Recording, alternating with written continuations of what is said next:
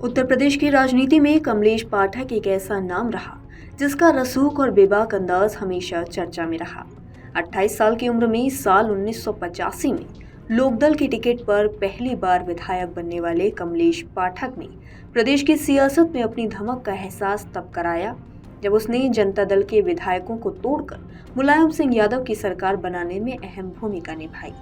इसके बाद वह मुलायम सिंह के सबसे करीबी नेताओं में शुमार हो गया और एक ऐसा दौर आया जब लोग उसे मिनी मुख्यमंत्री कहकर बुलाने लगे थे।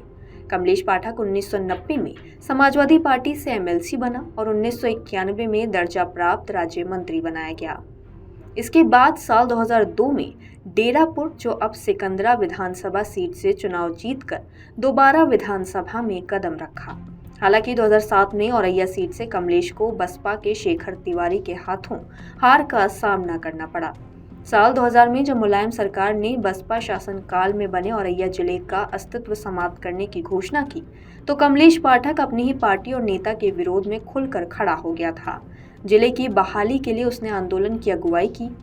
मंडी समिति में जनसभा करने आए मुख्यमंत्री मुलायम सिंह यादव के हेलीकॉप्टर को कमलेश पाठक ने जनता के साथ मिलकर काले झंडे दिखाए। इस जन आंदोलन के आगे आखिरकार मुलायम सरकार को झुकना पड़ा और औरैया को दोबारा जिले का दर्जा मिला। काले झंडे दिखाने की घटना के बाद मुलायम सिंह और कमलेश पाठक के बीच कुछ समय तक मनमुटाव रहा, लेकिन अन्य पार्टी में जाने की चर्चाओं के बीच मुलायम सिंह ने उसे वापस बुलाकर गले लगा लिया था। साल 2012 में सिकंदरा सीट से चुनाव हारने के बाद भी साल 2013 में सपा सरकार ने उसे रेशम विभाग का अध्यक्ष बनाकर राज्य मंत्री का दर्जा दिया था। 17 मई 2015 को फिर से एमएलसी बनाया। राजनीतिक रसूख के चरम पर रहने वाले कमलेश पाठक का सफर 15 मार्च 2020 को उस समय पलट गया जब चर्चित दोहरे हत्याकांड में नाम आने के बाद उसे जेल भेज दिया गया। जिले के सियासी गलियारों में कभी कमलेश पाठक और मंजुल चौबे की दोस्ती की मिसाल दी जाती थी। भड़ारीपुर गांव में कमलेश पाठक और मंजुल चौबे के बीच इतना गहरा दोस्ताना था कि लोग मंजुल को कमलेश पाठक की परछाई तक कहते थे। यह रिश्ता उस समय और मजबूत हुआ जब तिलक महाविद्यालय से मंजुल चौबे छात्र संघ अध्यक्ष चुने गए। उस दौर में कमलेश पाठक उनके सबसे बड़े मददगार और राजनीतिक संरक्षक बनकर साथ खड़े नजर आए थे। दशकों पुरानी इस गहरी दोस्ती को किसी की नजर लग गई और मंजुल अपने राजनीतिक साथी कमलेश पाठक की कट्टर दुश्मन हो गए। इससे दोनों के बीच ऐसी खटास पैदा की कि दूरियां लगातार बढ़ती चली गई। इसके बाद मंजुल चौबे ने भाजपा नेताओं का साथ लिया, जबकि कमलेश पाठक सपा के साथ अपनी निष्ठा मजबूत करते रहे। राजनीतिक विचारधारा अलग होने के बाद दोनों के बीच वर्चस्व की असली लड़ाई नारायणपुर स्थित पंचमुखी हनुमान मंदिर के पास सरकारी 1 बीघा जमीन को लेकर शुरू हुई। कमलेश ने अपने रसूख के चलते अधिकारियों की सांठगांठ से इस बेशकीमती जमीन का बैनामा करा लिया।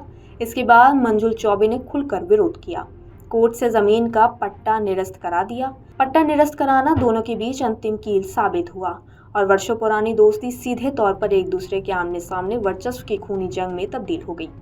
कमलेश पाठक ने अपनी कार्यशैली से मुखर वक्ता की पहचान बनाई थी।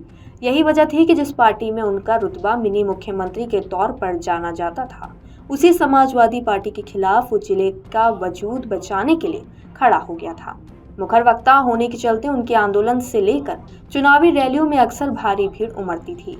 जेल जाने के बाद से भले कमलेश पाठक के वर्चस्व के दिन खत्म हो गए हों, लेकिन आंदोलन और रैलियों में उमड़ने वाली भीड़ कोर्ट में उनका फैसला सुनने भी पहुंची।